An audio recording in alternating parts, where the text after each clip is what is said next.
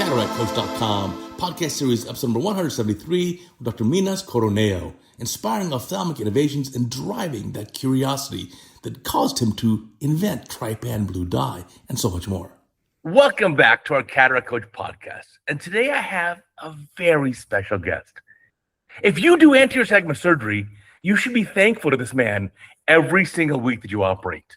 If you ever used trypan blue dye, if you've ever done MIGS, if you've ever thought about why do we get cortical cataracts in this direction or why do we get pterygia, this is the one man who has solved these mysteries for you, and that is Professor and Chairman Dr. Minas Coroneo. Welcome to our podcast, my friend. Thank you, Uday. Great honor, and I look forward to actually meeting you online, as it were. So you have done such amazing things. Now, you're probably best known for the idea of trypan blue dye. And for the younger ophthalmologists who may not realize, back when I trained in like the 1990s, a white cataract was so scary because there was zero visualization. Indeed. Right? It was very scary. And how this happened was that I succeeded Professor Fred Hollows, who was the chairman of the department ahead of me. And he became famous for working with Indigenous Australians and then in third world eye care. And he did a survey of Australia looking at trachoma back in the 70s. It was a huge undertaking. And when that finished, he then set up a clinic in a place called Bourke, which is in the middle of nowhere. How you get there is you drive northwest from Sydney for 10 hours, and eventually you'll hit it. And so it's a lovely community. And so he passed away and I became chairman. And there were about 100 people in the region blind with cataract who couldn't come to Sydney. So we flew a team up, the companies helped, we had a phaco machine, we had a microscope, all of these things. By the time we got there, the first operating list, 20 patients, half of them were white cataract. Wow. And you're sitting there in the middle of nowhere and trying to, and so this is kind of a life-changing event. So it takes 10 hours to drive back to Sydney. And I kept thinking to myself, how do I fix this?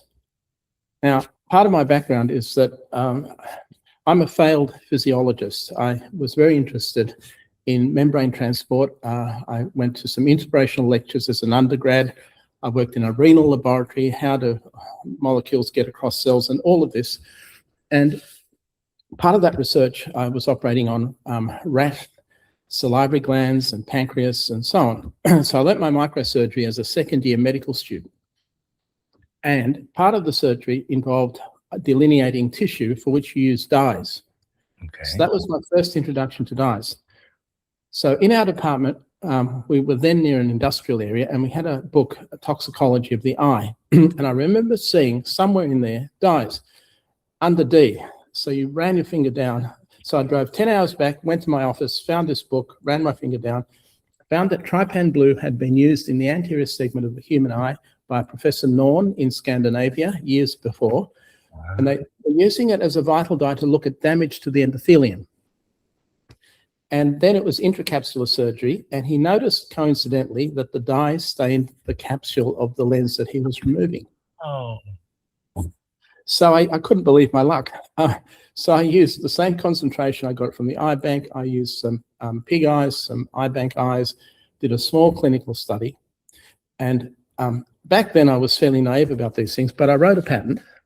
I was introduced to a patent lawyer, and I wasn't the first to publish on this, so hardly anyone knows that I had anything to do with it. But I got the first US patent.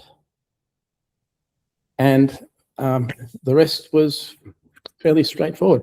And I realized that it wasn't just for staining the capsule of the lens. Trypan blue stains basement membranes.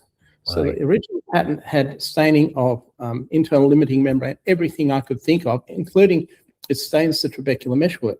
So if you're trying to find it in glaucoma surgery, all of this was in the original patent. And so back then, the US Patent Office asked me to send them my notes of when the discovery actually happened. And I had a letter from me to the pharmacy of my hospital asking them to make up the dye.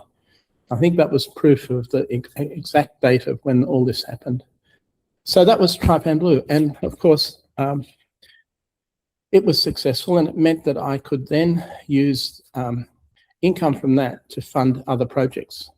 I mean, if you're an academic and you're sitting there applying for grants year in, year out, and so I was a little bit game, and whenever I had a bright idea, wrote a patent. I have about 60. Now, I found 30 of the patents online, but obviously you have much more. You have 60, of double that. Well, yeah, that depends. Their families and so on. But I commercialized that one, and the other big one is I have the core patents for the SciPass. For MIGs. Yes. You basically started the whole field that we now...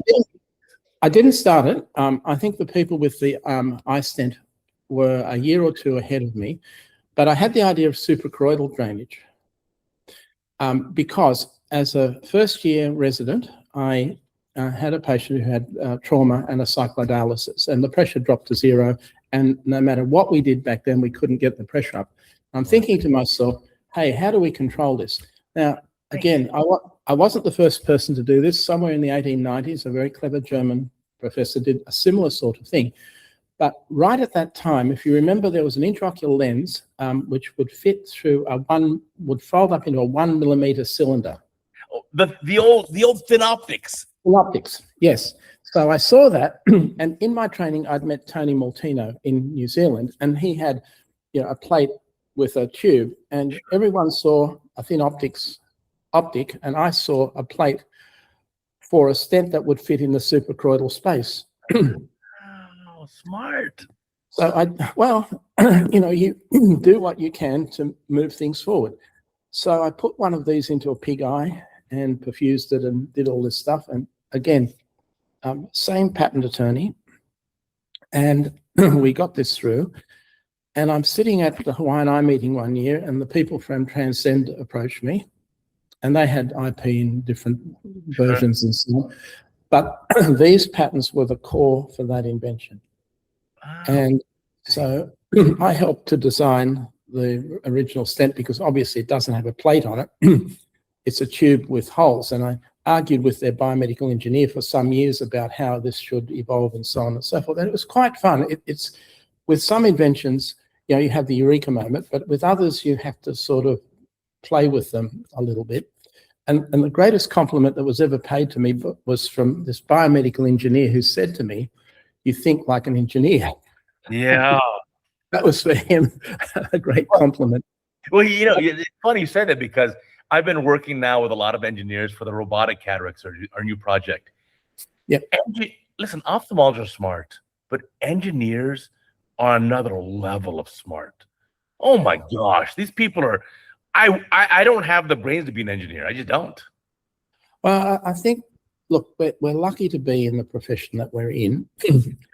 And I think you adapt yourself to the circumstances in which you find yourself. And I mean, ophthalmology has always attracted very bright people. The stakes are very high. I mean, human vision from way back, it was an important thing. And our relationship with the rest of medicine is interesting as well, because we've always been, in the English system, a minor surgical specialty, and pretty much we're taken for granted and so on.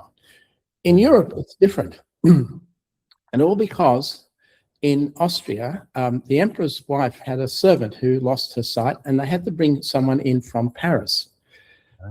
So the emperor created the first chair of ophthalmology in Vienna. It had the equivalent status of the chairs of medicine and surgery. And if you go across the German-speaking countries, the eye departments are huge. Yes. So they have had a head start. And whereas the English system, it was sort of like, we'll have an eye hospital over here, and we'll have a foot hospital over here, and so on. And it really didn't join mainstream medicine. And to this day, in the British-speaking places, we still have eye hospitals which are separated from the rest of medicine. And I mean, I think those barriers have broken down. And in this era, you have to understand that the eye is connected to the rest of the body. Oh, no, for sure. For sure. Yeah. For sure. So I did a little homework ahead of time. And first I realized that you not only have your MBBS, like all ophthalmologists would have in Australia, but you also have a Master of Science, a Master of Surgery, a Doctor of Medicine. You also did, You did some training in Germany in Würzburg. You also were in Boston at Mass Eye Near in the Howe Lab. You've done the whole world. Well, I'm a little unusual in that I'd set out. I went. You're lucky with mentors, so I've had some fabulous people to follow. As a introduction week in medicine in 1972, I went to a lecture about medical research. I emerged from the lecture theatre and I said, I am going to do research.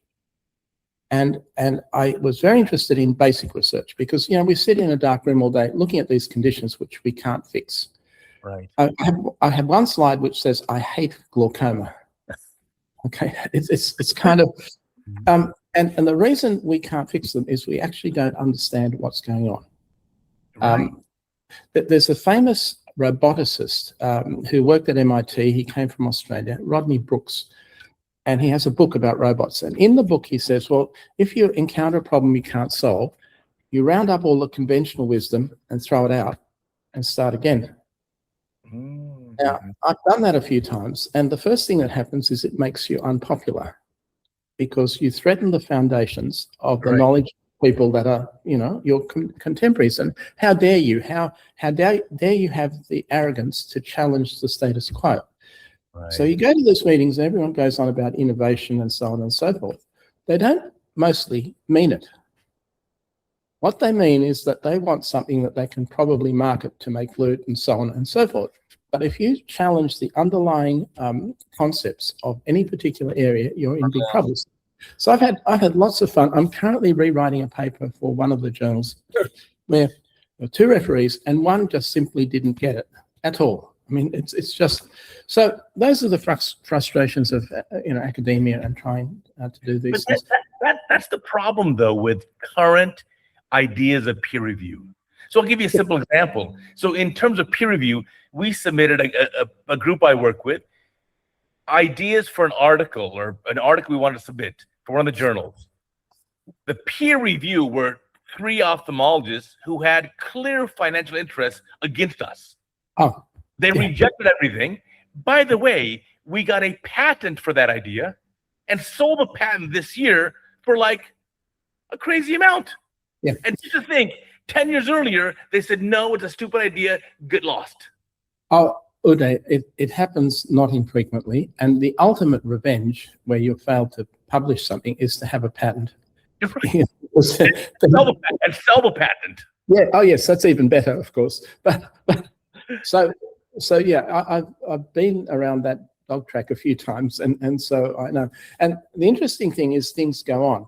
So with the SciPass, a very interesting story, and we've published a little bit of this lately. I predicted in 2008 that there would be endothelial cell loss years later. Okay. Why?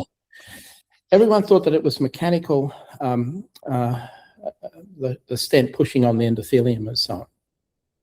But if you think about it, the cornea is avascular. It requires aqueous humor for its nutrition. And we have 360 degrees of angle, which allow you during the day to have convection currents. So you have aqueous circulating because the cornea is 2 degrees cooler than the iris. So daytime, you have this very nice circulation. At night, 25% of our sleep is rapid eye movement sleep. So you have a shaking effect. So the aqueous gets circulated a little bit at night. Now, you put a single exit point in the eye for aqueous to flow out. It disrupts these currents. All of it rushes out through one opening. Yeah. So 180 degrees away from the opening, you have stagnation. Now, when von Graefe invented the first glaucoma procedure, you were hard-pressed to get any relief. If you didn't lower the pressure, the patient lost their sight. They'd be NPL. So any hole in the eye that drained fluid, fantastic. And back then, the average age of a German was only about 30 years. So it didn't matter. They weren't going to live to 90. Now, all these years later, we're still living with that because it's still hard work. The eye evolved so that it would scar down. If you're an animal in the wild and you slash your eye on a branch, better to have some sight than none. So all these scarring mechanisms come into play. And so we've really been up against it. And so that's another reason why I went for suprachoroidal. It was an internal drainage. So then we put all of this into a computer model. And the way you get maintenance of some form of circulation is you need a minimum of 4 stents. Right? Now, I said this in 2008, and we're 2026, and I've had a very difficult time convincing anybody that the truth of this matter or not, but it's a different approach. So it's got very little to do with the material in the stent and how far it sticks out and the rest of it. It's the current. Yeah. Right. And you know, we're all sensible people. If you sit back and look at this, well, how stupid. I mean, you know, and how you thought one would think that you'd get away with a single hole exit point for glaucoma surgery is nuts. So I've had my little sort of intellectual battles with this in the background, but on the commercial front, you know, companies are very reluctant to go down a path that isn't basically accepted by the majority of people, because then their concern is that they won't use it.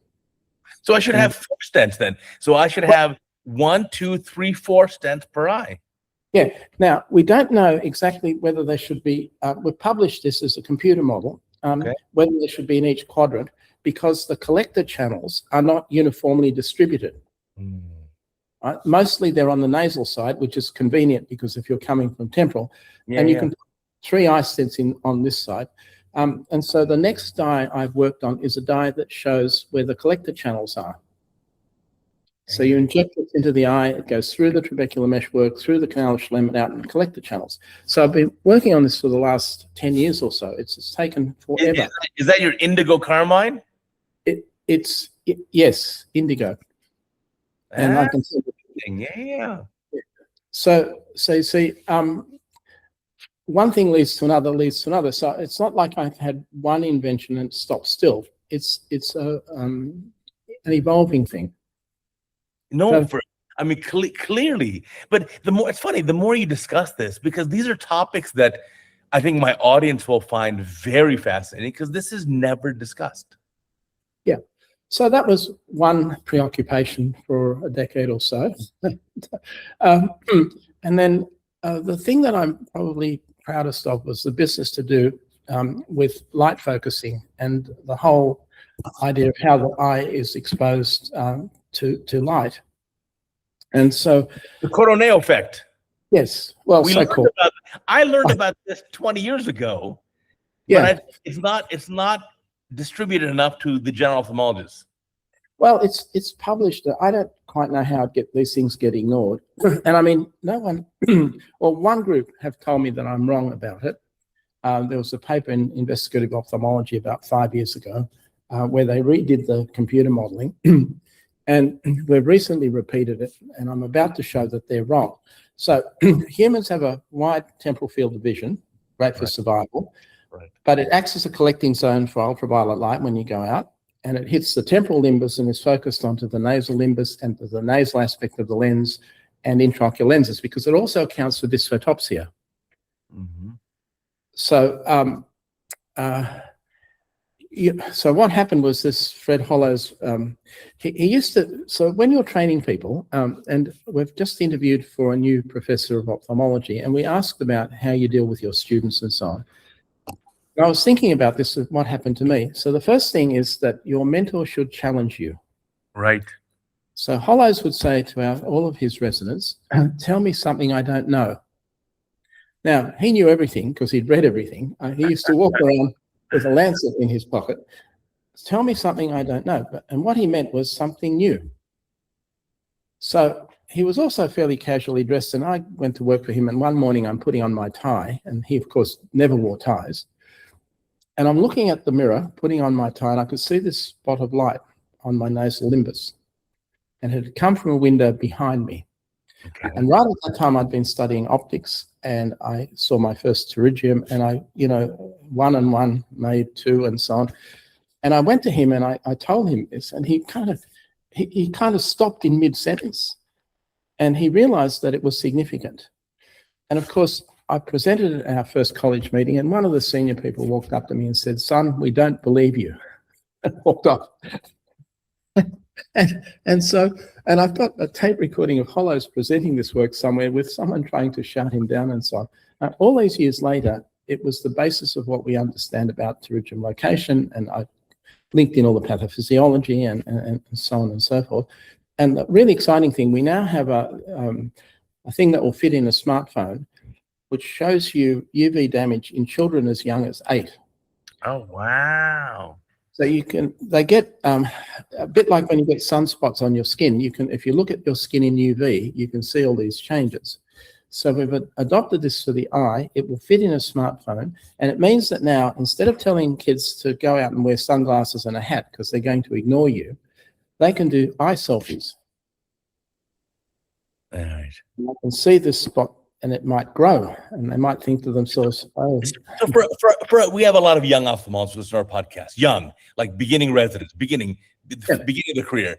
So basically the bottom line is that you can now use what you're saying, basically is conjunctival ultraviolet autofluorescence. You can see that this temporal light rays are really delivering a lot more UV energy to the nasal aspect. This is why you get a nasal pterygium. It's why cortical cataracts are much more common nasally. It makes a ton of sense. Yeah. So, there I am sitting there as a first. So I'm saying to your residents, as a first-year resident, look for something that has been missed. Right. Which is what I did, pretty much. So the first thing is challenge your residents. And the second thing is somehow or other try to inspire them. I mean, the thing is we all try and get through our exams and qualify and everything else, but aim for the sky. Right. I mean, you've got one lifetime, okay, and you can sit there and do all of this stuff, but try and make a difference. Because when you do, I mean, at one point in my life, I was sitting there and Trypan was being sold around the world. They were selling 4 million bottles a year. So we get taught to treat a few thousand patients and so on and so forth. But you can go way beyond that if you invent something that is useful. Well, I think 100% of cataract surgeons use trypan blue dye on a regular basis the entirety of their careers. Well, I use it on every case. Wow. And my logic, and I can do that, but my logic in this is that it's taking off an aeroplane into a clear blue sky. You can't see the next storm. You're right. So you get to a point in the cataract where everything looks fine, and then something happens, but you can now still see the capsule. But young people, young ophthalmologists, if you're under age 40, you don't realize what a big deal this was. Because when I was a resident in the late 1990s, I had a professor using rose Bengal to stain the anterior lens capsule. And you know what happened? It killed the corneal endothelial cells. Yeah. So you had a white cataract, you had a cataract surgery, it looked beautiful, and then you had a cornea transplant. Yeah. Well, it's interesting, and most people don't understand this. The history of trypan. So in the early 1900s, Germany had colonies in Africa. Okay. And the cattle and the humans got sleeping sickness. Okay. Sleeping sickness was caused by the trypanosome. Oh. So they had dyes because they had invented them for clothing and so on. And some of these dyes were then used in histology. And so they started using this dye, looking at it as a cure for sleeping sickness. That was where the thing came from. Now, interesting.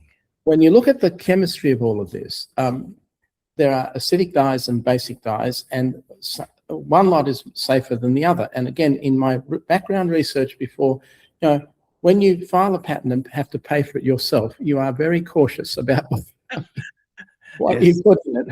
Yeah. And so at the time, all of the chemistry of this, and also it had been used in the eye to look at endothelial cells. So we knew that it wasn't going to be endothelial toxic.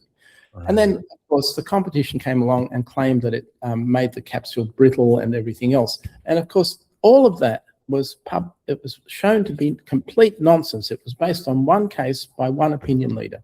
Yeah. And they repeated it and so on. It is incredibly safe. And I actually like the capsule being stiffer. And for a white cataract, what I do, and as a tip, is I put it in the anterior chamber for 1 minute. Oh, for a whole minute? Well, hang on. Flush it out and put it in again for another minute. Oh, wow. Then it's really blue. It is really blue, but it's also stiff. Ah. And so then So it won't run out. It doesn't. it can, of course, and this is not, and so there are other aspects to Argentinian flag, which in due course I'll tell you about, because we've been working on this as well. So all of this has been, for me, tremendous fun. And of course, I had access to Trypan about 5 years before it came on the market, Sure. which I went for several years without breaking a capsule. It was fantastic. It was a great time in my life. So what are your best pearls? Because every ophthalmologist listens to our podcast, and this is the top podcast in all of ophthalmology. We'll literally get 10,000 ophthalmologists to this podcast. Yeah.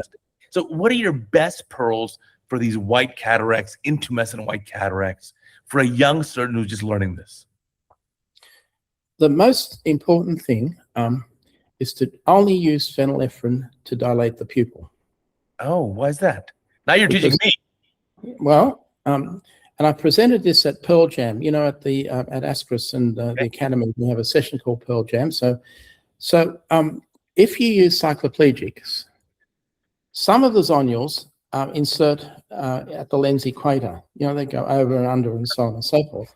And I was thinking about this, and everyone thinks that we get Argentinian flag because it's like a balloon under pressure and you put a hole in it first. But in fact, if you look at the physics of balloons bursting, and people have done that, often the edges are ragged. It's not a split. So I was thinking to myself, what if the pressure inside the lens isn't high at all? All of us are taught to dilate the pupil maximally so you can get in there. But if you think about it, if the zonule is pulling on the periphery of the capsule, and it tears in a more or less straight line. That's the pull. Yes.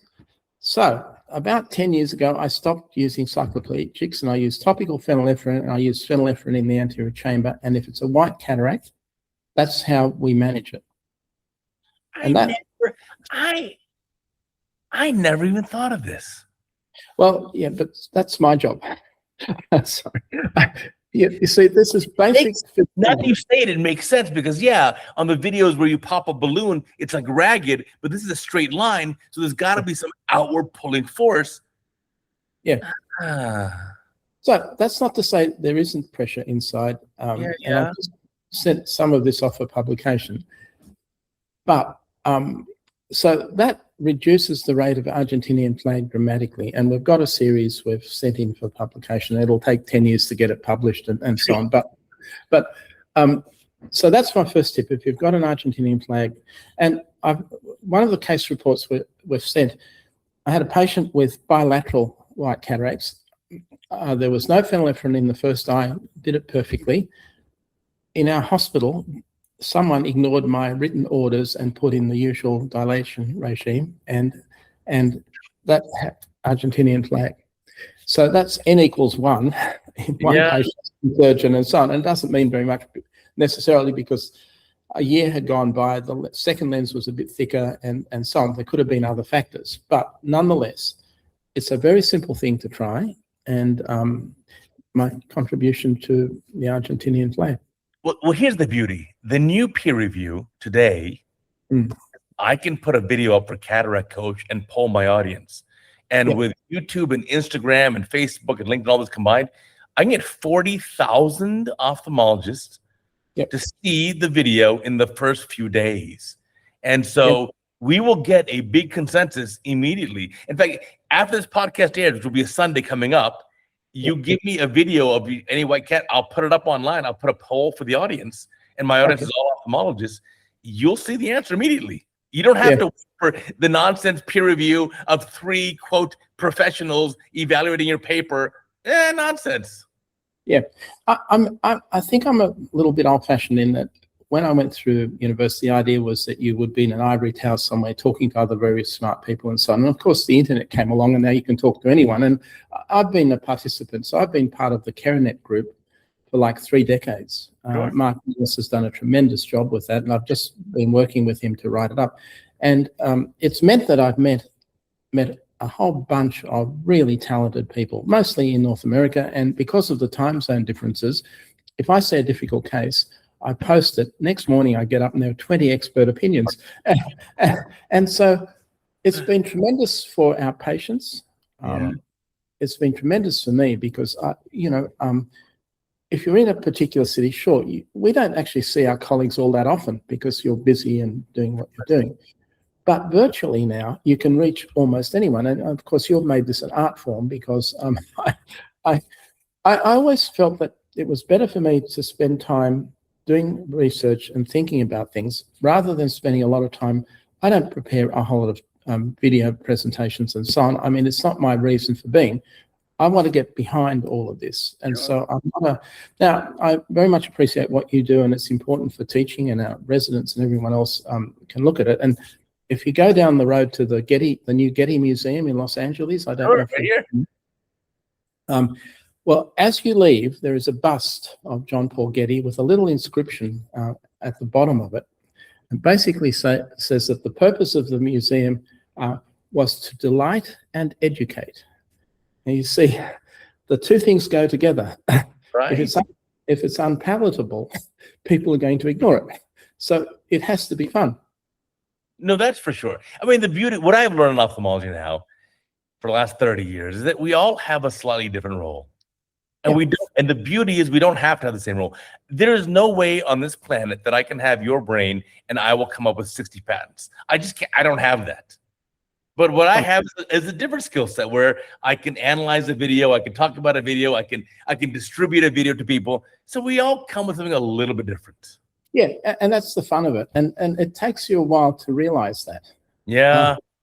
See, none of this happens, at the beginning, of course. Yeah. Yeah.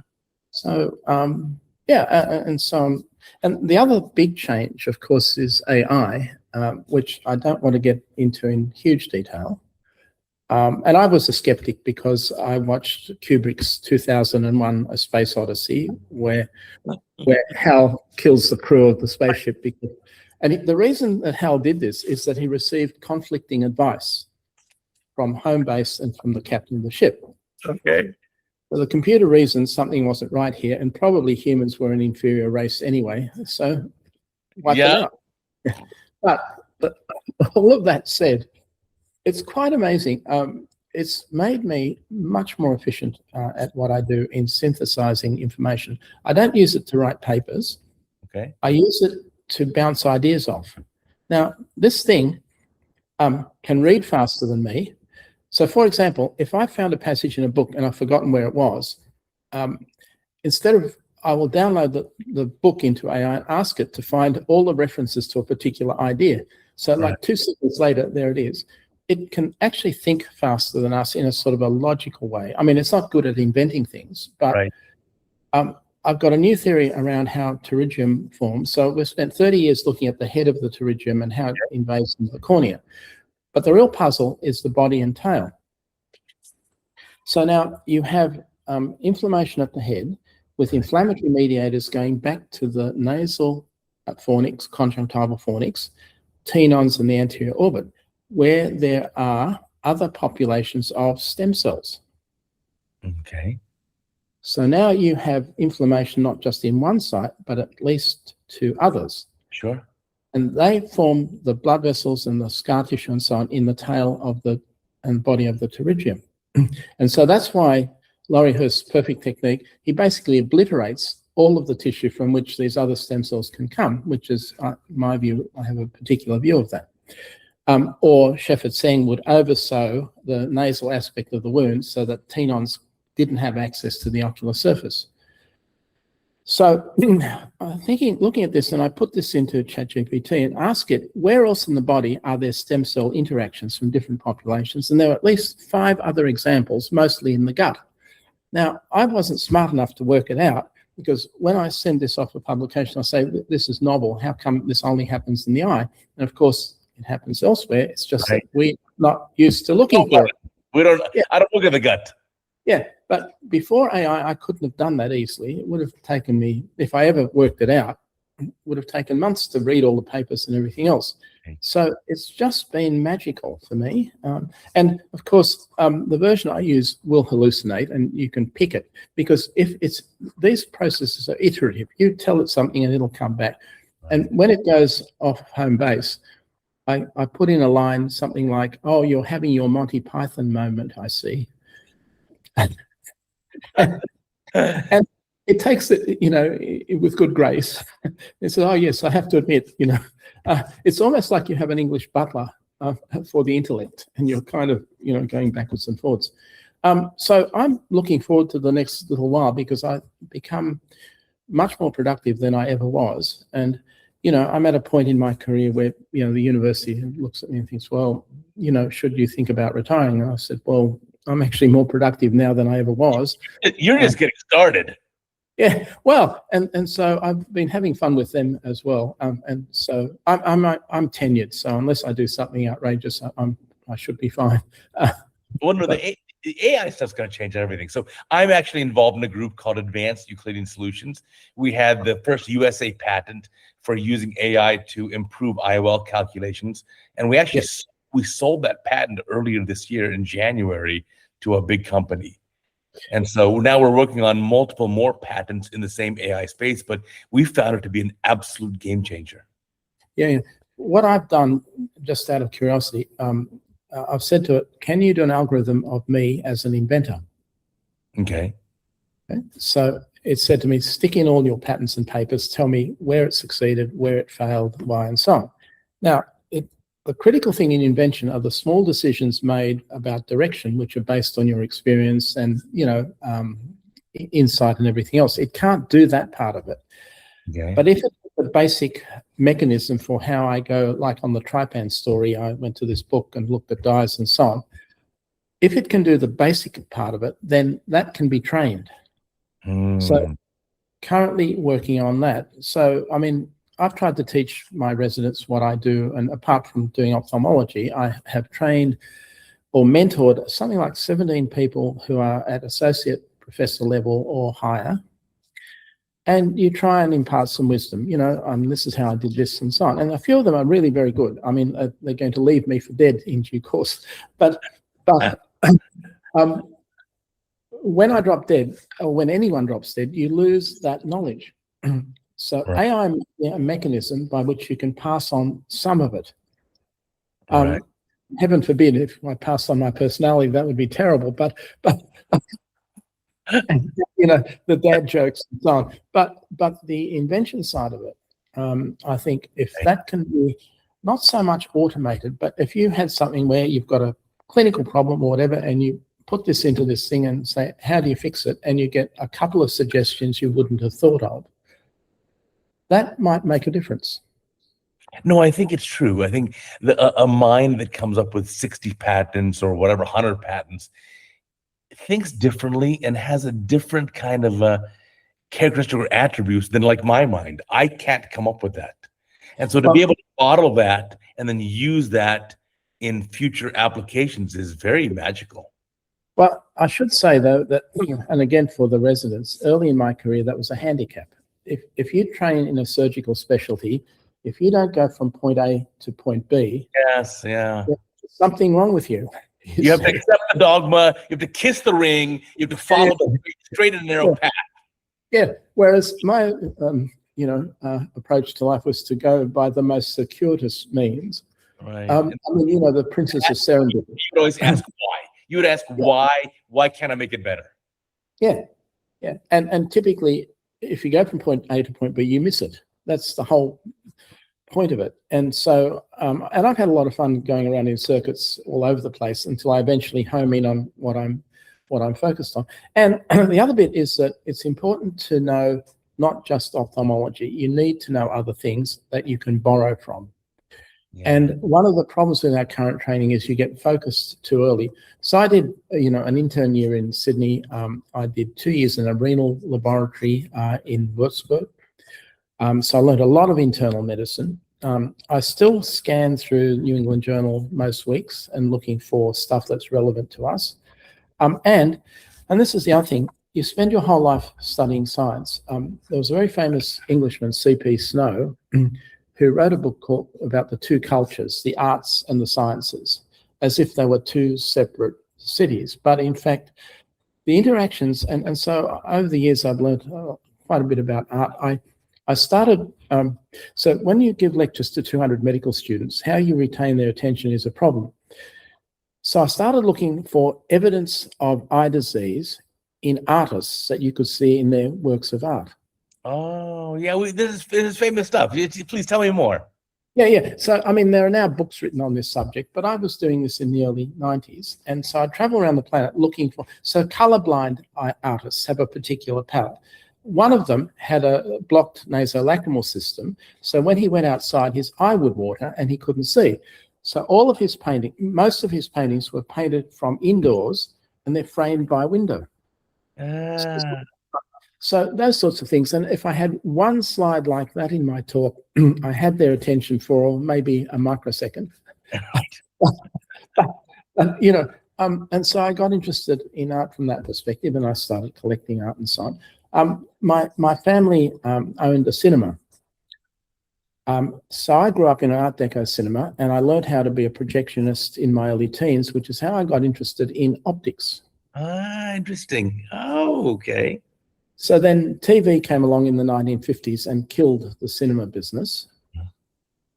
But I still own my parents' cinema. Oh, how interesting. Been restoring it. And so, I've had all these different bits to, my life, which has made it quite a lot of fun. So anyway, now. You also pay homage to your Greek heritage. I know I looked up online. You've got a clinic in Kythera. Yeah. Well, okay. Tell us about that. Yeah. Well, I didn't continue it, of course, but what happened was that during the 2000 Olympics in Sydney, I left town because the government had raided the hospital budgets to pay for the Olympics. Of course, they disputed that, but my department came under threat. Okay. So I bought a slit lamp. I put on an aeroplane and I went to my father's village in Kythera and started a small clinic there was an old people's home. And there were about 60 people in it. With this is an a small island, basically, in the Ionic Sea, off the coast of Greece. Just north of Crete. It's part of the Minoan civilization and so on. And my paternal grandfather left there in 1902 and went to Ellis Island. Wow. When you look at these islands, they look great, they're beautiful, romantic and everything else. The soil is terrible and there's not enough water and you barely survive. Okay. And if you have a weak immune system, you die. Oh, boy. So islanders tend to live to quite a good age. And so in this nursing home, old people's home, there were 60 people with an average age of 89. Wow. And only one of them had any sign of macular degeneration. Wow. And this guy, average age of 89. Yeah, wow. And this guy had been wealthy and could afford to smoke. The rest of them had been poor, grew up on mostly a vegetable diet, a heavily loaded bean-based diet, and olive oil, the Mediterranean diet. Greek olive oil, absolutely. Yeah, so this is now in 2000. AREDS had just come out, or was in the process of coming out, and I looked at the literature, and Alan Bird from Moorfields had found the same thing in Sicily. Sicilians didn't get macular degeneration, so the Mediterranean diet protects your heart, blood vessels, and macula. Wow. So I came back and I tried the stats weren't quite right and we didn't publish it, but instead of that, we wrote a cookbook about eye health. Feast Your Eyes, the book. Yes. Yeah, a bit corny and so on. And it was an amateur production, but we sold 4,000 copies of that book and we made enough money to fund a research position. Now, and how I taught myself nutrition. You go through medical school and, they don't teach you much about diet. And so they teach you zero. The zero. Yeah. So I taught myself nutrition. I wrote the didactic part, and it's all about the fact that these diets like the Mediterranean diet are anti-inflammatory and they have a whole lot of benefits. And of course, people focus on the heart and brain and so on, and they inconveniently forgot about the eye. And so it happens that it's good for eye health. So I wrote this. I ran it past a colleague who's an endocrinologist, and I hadn't made any major blunders in terms of the dietary side of it. And then one of my staff had been in the restaurant business, and we found 40 leading chefs to contribute one recipe. Oh, nice.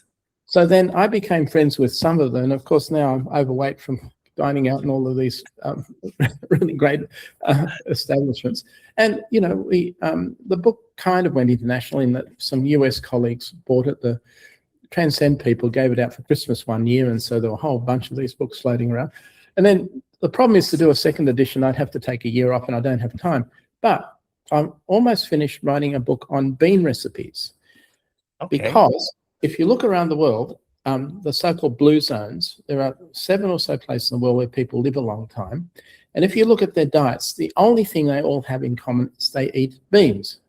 Now, beans are and not the same beans. They're not all baked beans or whatever. They're different varieties in different places. If you come from Okinawa, it's different to, say, the island of Ikaria, which is one of the blue zones, and Sardinia and El Salvador and so on. They're all different. There's even a colony of Seventh-day Adventists outside of Los Angeles at Loma Linda.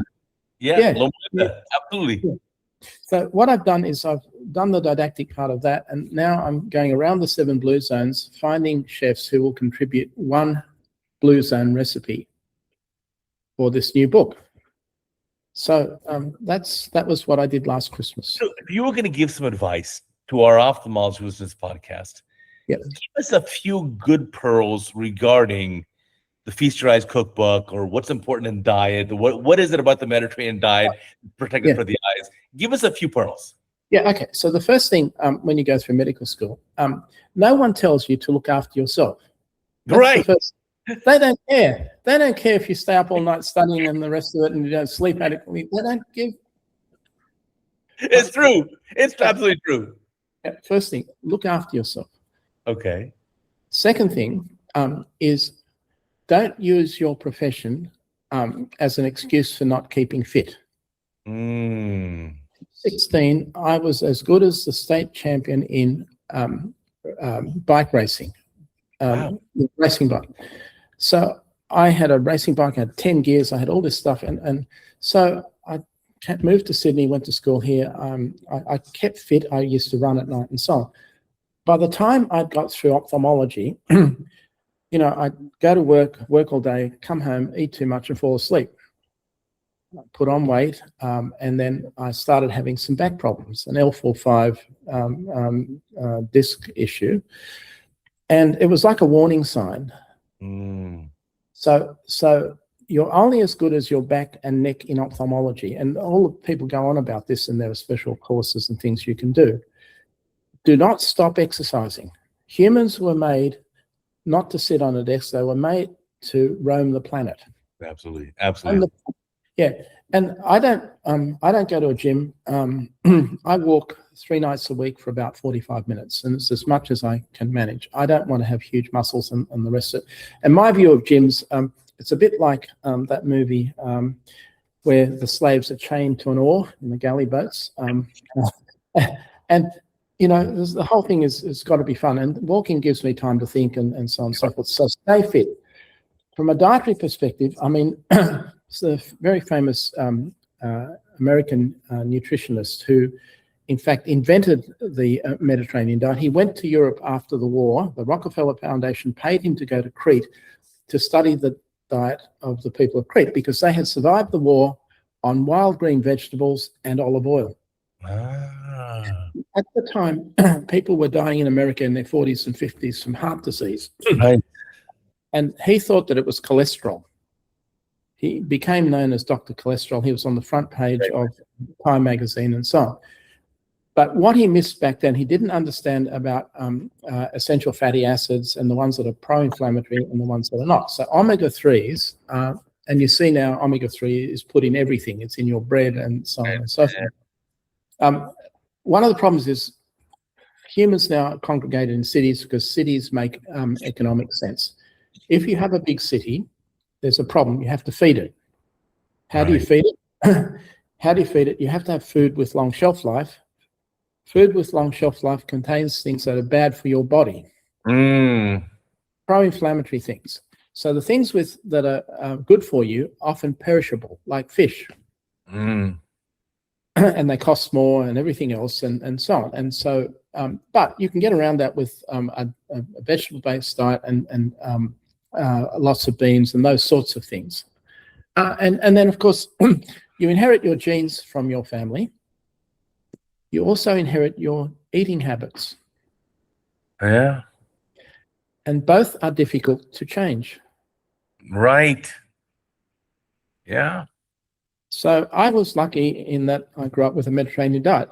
In fact, I was the kid at school with the funny lunchbox. What's that? All right. And so, yeah, so pearls of advice: look after yourself.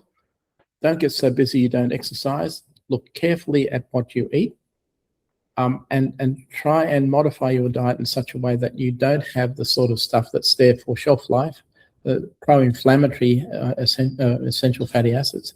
In the American diet, omega-3 to omega-6 should be 2 to 1. I think I need to check. But in fact, the American diet, it's like 50 to 1 of the bad stuff. Oh, yeah. Right. So, and of course, it's convenient. Everyone's in a hurry. You've got stuff in the fridge. You don't want it to perish and so on. And you do what is convenient rather than what is necessarily good for you. You pay the price later. Yeah. Yeah. And these are things like, it's like investment. 50 years later, you've got clogged coronary arteries and the rest of it. The other thing too is that there's been a revision of lipids and cholesterol and so on.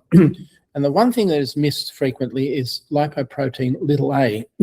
Yes. It's an independent risk factor, and there are still cardiologists that don't check it, and so on and so forth. It's levels of education and intelligence and so on. So I know quite a lot about lipoprotein little a for reasons that should be obvious, and there are treatments for it, and so it can be very effectively lowered initially by diet, but then the new drugs are just fabulous at getting these things under control. And so we live in an age where you can work, and also my parents' generation, people died at a younger age than we are currently. I have 200 patients in my practice who are over the age of 90. Wow, that's a lot. I was thinking of having a street party for them. And many of them are still functioning, really well. So the notion that you could work to 65 or 70 and retire and so on is passé. Really, you go for as long as your body and brain still works. And of course, I found ophthalmology to be a fabulous. I get up every morning and I'm an eye doctor and I'm excited about it. Yes, you and me both. I think that's very common. Every day I am thankful to be an ophthalmologist. How did I get so lucky? Yeah, indeed. And so, I think that also helps because a bunch of people are unhappy with their line of work and all of the rest of it. And if you're not excited about ophthalmology, become so. Right. It's not that difficult to do. That's one thing you're really amazing at is relentless intellectual curiosity within so many aspects of ophthalmology. You've done very well. Well, I was the firstborn son in a migrant family. The expectations were high. Yeah, I can relate. You and me both. Yeah. Okay. Different countries, same concept. And my father used to say that knowledge is power. Yeah. He also said that big business deals were done on golf courses, so of course I can play golf. But I tried to know, before there were computers, I tried deliberately to know more than anyone else. Now, there are a lot of bright people, and when I moved to Sydney, I'm at this selective boys' high school with a whole bunch of rocket science smart kids. Sure. And so on. But the more I did this, the more fun it became. And it wasn't just knowing facts, it was the ability to link them. The next step, the next level. Yeah. And somehow or other, I think at university, I realized when I was in a research laboratory, I realized that I can actually do this. And with time and the challenges, I got better at it. And then, as point one earlier on was about being challenged. You can challenge your students to find a solution or to do more. But then career-wise, in academia, you get challenged quite a lot. You even get threatened. That's very common in academia. Yeah. And Henry Kissinger used to say that these academic fights were so vicious because there was so little at stake. I left academia a few years ago. I'm very happy I did so. Yeah, no, well, I'm happy I didn't, because I'm still meeting people who are really, really fascinating. One of my best friends at our hospital is a psychiatrist. And we started talking, and he's very smart. And we started talking about how his expertise is depression and how depressed people have these sort of their eye appearance. I mean, so we actually wrote a paper about it. So here I am interacting with people. And one of the nice things about a big teaching hospital is you can interact with people in other specialties and you learn from them. And you see, Duke Elder passed away a long time ago. And if you come to my office, I have the 15 or so volumes of his. And I was actually thinking of resurrecting it, because what I'd like to do is a review of ophthalmology in all of the other medical specialties, cardiology and so on. That's a way. So someone will now rush off and do it, but I wish them luck. But it's kind of like a retirement project that you then link your specialty back to all of the others. And I don't know if you knew Ivan Schwab from Davis. He was a friend. Sure. From UC Davis in Sacramento, California. Yeah. Ivan, I used to go to the American Academy, and Ivan would give these talks on bird eyes. And like there'd be two people in the audience. And because of that, I got to know him a little. And he was a great intellect, lovely man. And brilliant so on. Man. Yeah. And so he came up with the idea and that the neurologist will tell you that the eye is an outgrowth of the brain. Okay. But in fact, the reverse is true. When life evolved in the sea, these molecules developed that could sense light, and you could turn light into energy. So the most valuable resource we have is light as a source of energy, information, and so on. So the eye evolved over about 500 million years into something like a fisheye, and the brain developed mostly to process visual information. And the other sensory systems are all based around the visual system. So this is an ophthalmologist's view of the brain. And then the function of the rest of the body is to take the eye somewhere where it can be useful. That's too funny. So this is, I mean, you can see how I challenge my colleagues in other specialties, and particularly neurology, around this sort of concept that basically it's all about the eye and everything else can go to hell. But, you know, So I went to a big party recently with a lot of MDs, a lot of physicians, only two ophthalmologists, me and a friend of mine who's a retina colleague. All the primary care doctors think that ophthalmologists are crazy. They said, how do you spend your whole life specializing in something the size of a walnut? Yeah. And then to that, my retina colleague replied, no. I only care about a few cell layers, about 300 microns worth. Yeah. They thought we were extra crazy. Yeah, no, but there, and the other problem, of course, as I said earlier, ophthalmology isn't well taught to the rest of our colleagues. I mean, really, we're a small part of the medical faculty. You know, we're under threat from optometry and all these other things going on. But I mean, and to come back to this whole business about evolution of the eye, most people don't realize the evolution of the eye gave Darwin cold shudders. It kept him awake at night, because how could something so perfect? He called it the organ of extreme perfection. Right. How could it evolve? Surely God had to have made it. And so the eye was right in the middle of the whole debate about evolution and creation, going way back. And it turns out Darwin was very good friends with Bowman. Okay. And there's correspondence between the two of them. And Bowman lent Darwin a book about eye disease. So he was Bowman's layer on the cornea. Yeah, that Bowman. So William Bowman. And I mean, these are Brits, you know, they're intellectuals, they'd sit around, but they interacted. And so Darwin was actually aware of ophthalmology and ophthalmic diseases. He actually made a comment about how the hell anyone could still see, given the dreadful diseases that afflict the eye. So guess what I'm getting into here is partly, I've had a bit of fun looking at the history of ophthalmology. We published a paper on Leeuwenhoek, you know, who had the first proper microscopy and could see microorganisms and so on. It's in Survey of Ophthalmology. And he was a draper. Okay. And drapers had 20 diopter lenses to look at fabric. Okay. And then he started looking at living organisms. And one of the first things he did is that he looked at the eye. Well, because he wanted to know how it could see so well. So the earliest description of the cornea and the retina and so on were by this draper. And because he wasn't a scientist, it wasn't in the medical literature. So we summarized all of this. I don't have images. I wanted to find the first drawing of the cornea. There is one of lens and so on. So all of this stuff, when you dig a little bit, and this is my research training, because my first research mentor said, there's very little that's new under the sun. A lot of this stuff has been published before. Most of it is in the German literature. So you need to know some German, and you need to know the history of your specialty. Otherwise, you just go and reinvent something that was already there, and someone will eventually point this out to you. So again, I've had that sort of dimension to my thinking about a whole lot of these things. And I mean, I see you published a paper on triamcinolone to look at aqueous currents. Sure. Yeah. So, I mean, I've just had a paper accepted with Steve Safran on reverse pupil block and how particles circulate in the eye.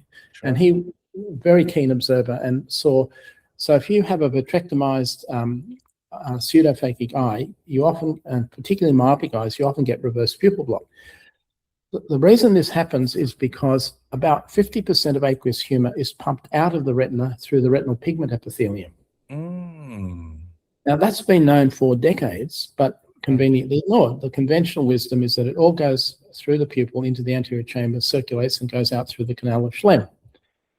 Now, the function of the lens iris sort of diaphragm is like it kind of burps fluid into the anterior chamber, but a big chunk of the aqueous is being pumped out through the retinal pigment epithelium.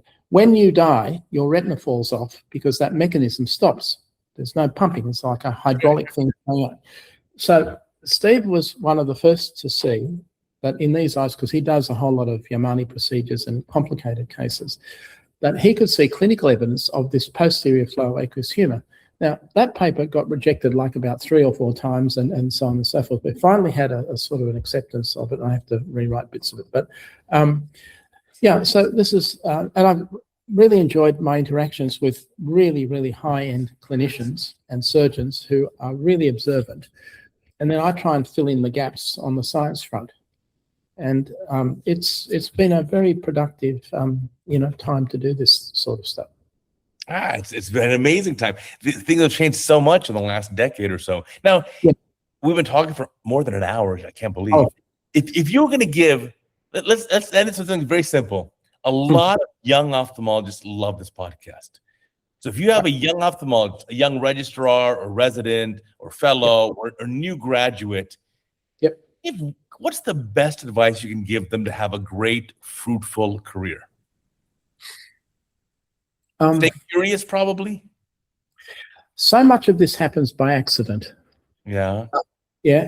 But I would say beyond your basic training, and you don't have much choice of that, is to pick a good mentor. Right. Now, you don't want someone who's about to retire. You want someone who's about mid-career in good health, who can help you beyond the year or so that you spend with them. Yeah.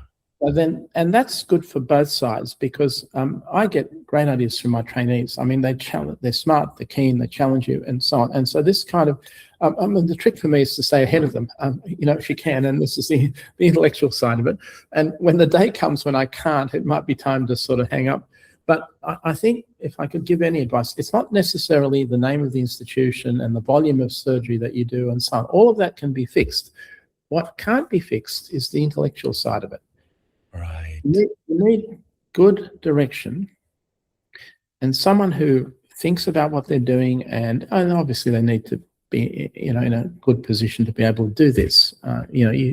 And sometimes these people are not in obvious places.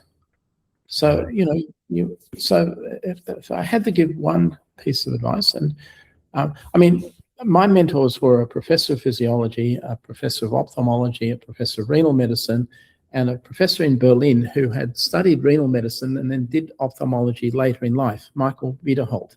Now, he ran an ocular physiology lab in Klinikum Steglitz back in 1989. I was there, the year the wall came down. Wow.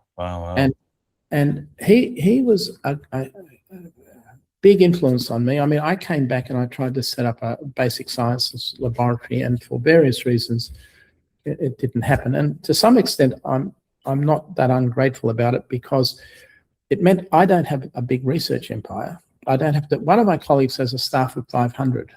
Wow. He runs the Neuroscience Institute in my hospital. Okay. I'm a clinician scientist, and he's now an administrator. Whereas I can come home on the weekend and set up a perfusion model of the anterior chamber in my kitchen with a fish tank pump and so on and so forth. And if you look at I like that better. yeah, well, for me, it's been a lot more fun. Right. And I haven't published as much as a lot of people, because the drudgery of putting together a review with 500 references and so on, I mean, it's really hard work. And keeping all of this in your head while you're looking after patients and everything else is, but now with AI, I've become much more efficient in that. And because I'm not saddled with a huge empire, I'm actually more efficient than I've ever been. And it's fun. It means that I can go from, I'm currently writing 3 major reviews. Wow. And I can flip between them without that much effort and stay focused enough that they will get finished in the next month or so. And so that part of it. So I hope I've answered your question. We've been around the countryside. It's fantastic advice. But I think ultimately for every young ophthalmologist, find your own direction, find your own self. You don't have to be Minas. You don't have to be Uday. You be you and do what makes sense for you. Yeah, find something that you find interesting and pursue it. And this is the other bit, the discipline. So discipline is no longer fashionable. Yeah. In modern society, I mean, and this is a little bit political, but whether you believe in God or not, Western societies grew up with Christianity and the 10 Commandments and the 7 deadly sins. Now, the left side of politics in particular have turned many of the 7 deadly sins into virtues, particularly sloth and envy. Yeah. So to come back to the advice, find something that really interests you and stick to it and develop and think, where will this take me in 10 years? And if the answer is nowhere, then find something where you can pursue it for the next 10 years, because you're going to have to live with yourself, with the knowledge you have for the rest of your career. That is that's great. Actually, great advice. And the more interesting you make it, I mean, my wife and I have this tactic of, when the politics all got very difficult, we saw it as entertainment value. So it was actually better than watching television. And what that does is that it removes most of the stress. Yeah. You can pretty much say, we know what they're going to do next. I have it even easier. I just ignore and take no part in any politics. I don't have any bandwidth to waste on that nonsense. Let me focus my whatever bandwidth I have on things I actually enjoy. Sure. But I had a different plan of trying to build something in an institution. My department, the previous head had been there. My department was created in the early 1900s. It was part of an infectious diseases hospital in Sydney. And I got interested in COVID as well. This is another thing. One of the pathways for how COVID gets into the body is through the surface of the eye. Okay. I don't know if you've read the paper that we published on this, but so in 1919, the Spanish flu killed more American service people than bullets. Okay. There was an American epidemiologist who discovered the fact that, if you put a marker bacterium in the tear film, you can locate it in the nasopharynx within 30 seconds. Put an eye drop in your eye. Sure. So now you're walking through a room. Coronavirus can float in the air for many hours at a time. It is, the tips on the spikes are positively charged. The surface of your tear film is negatively charged. So this thing leaps through the air, ends up in your tear film. 30 seconds later, it's in your nasopharynx. Done. Where it breathes, and it spreads south into the lungs and into the gut. Now, because it's in the lungs, the respiratory people tell everyone you breathed it in. Now, the nose isn't such a stupid structure. The nose hairs and mucus and stuff. It traps a lot of these things, but you don't. So unless you have eye protection, so this is quite controversial. And what did we learn from COVID? The answer wasn't all that much, because we still don't advocate for eye protection. Yeah. And it's not just coronavirus, it's adenoviruses and influenza. So ophthalmologists get more adenovirus than anyone else, and we spread it. You know, the famous sort of in our clinics. Yeah, for sure. Yeah. Okay. Everyone thinks it's because it's dirty and you haven't cleaned your tonometer tips and your hands and so on. It's in the air. In the air. Yeah. And we don't know whether or not ophthalmologists get more influenza, but possibly we do because of the same pathway. So I'm actually working on a review article with someone from CDC on this ocular pathway for coronavirus. And the second part of this, which never took off, is that it might be possible to treat the initial infection with eye drops that get into the nasopharynx and kill the virus there before it comes. Yeah, so I wrote a patent around that and it didn't go anywhere. But because, you know, there was a whole controversy around hydroxychloroquine with your president going on about it and so on. And the mistake they made was that they tested a lot of these drugs in cultured cells, and the receptors for the virus are on the apex of the cell, and then there are tight junctions and then the basolateral aspect. So if you apply it topically, it works, but if you give it systemically, it doesn't go to the apex of the cell. So they don't know one end of a cell from another. So during COVID, I had made up hydroxychloroquine eye drops that my staff and I used when we went to work in the morning. Now, we know the dosage because it was used has been used in India to treat dry eye as an anti-inflammatory drug. And so none of us got infected. Now, it could be that we were careful with all sorts of other things, but this idea of treating viruses in the nasopharynx via the ocular pathway never really took off. So I haven't given up on it, but it's another one of these projects that's been rumbling along in the back. The mind is always thinking, you're always thinking, what is next? Your intellectual curiosity has got to be top 0.1% among ophthalmologists. I love it. Well, it's who I've become, I'm afraid. It's in your DNA. You can't change that. Anyway. No, that's amazing. I mean, this podcast has been so informative for me. I've thought about so many things. I should do this. I should do this. I should do the other. Wow, what a great time talking. I want to thank you again for spending the last hour plus just chit-chatting here. Oh, my absolute pleasure, Uday, and I hope that came up to expectations, and and congratulations on what you do. I mean, I think it's important to keep people informed, and you're much better at this than I am, which is great, and hopefully we can interact a bit more. Absolutely. Well, again, we all have slightly different roles, and we just kind of embrace the roles that resonate with us. For you, that's incredible intellectual curiosity, 60 patents, everything else. For me, it's like I like making videos. Well, I could have been in the movie business, but I didn't kind of quite get there, I'm afraid. But yeah, all good. Fantastic. I want to remind our listeners and viewers, remember, we got a new CataractCoach podcast every Sunday on Apple, Amazon, Spotify, Google. Anywhere you find a podcast, you find the CataractCoach podcast. And of course, we got a new CataractCoach video every single day, 3,000 days in a row and counting. Of course, there's a new CataractCoach video tomorrow. So until next time, I'll catch you later.